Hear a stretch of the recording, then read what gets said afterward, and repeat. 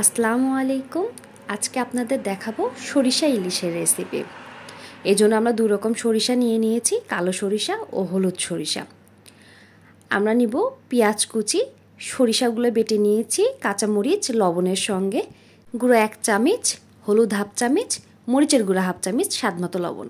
এখন আমরা একটা পাত্রে পেঁয়াজগুলো নিব, সাথে সরিষা বাটা নিব আর মশলাগুলো নিয়ে নিব, নিয়ে হাত দিয়ে একটু মেখে নিব। এখন আমরা দিয়ে দিব সরিষার তেল, খুব ভালোভাবে মাখিয়ে নিব। আমাদের এটা খুব ভালোভাবে মাখিয়ে নেওয়া হয়ে গেলে আমরা মাছগুলো দিয়ে দিব। আমরা মাছগুলো দিয়েও খুব ভালোভাবে মাছগুলো মাখিয়ে নিব, যেন মাছের ভেতরেও মশলাগুলো ঢুকে যায়। মাছের ভেতরে মশলাগুলো খুব ভালোভাবে ঢুকে গেলে খেতে অনেক মজা লাগবে। আমরা মাছগুলো ভালোভাবে মাখিয়ে নিচ্ছি।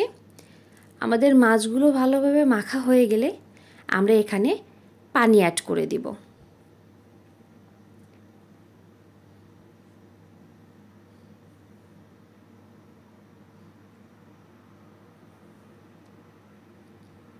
আমাদের মাছগুলো মাখানো হয়ে গেছে।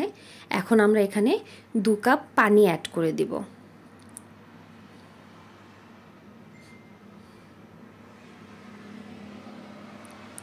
এরপরে আমরা ঢাকনা দিয়ে ঢেকে দিয়ে আমরা রান্না শুরু করে দিব।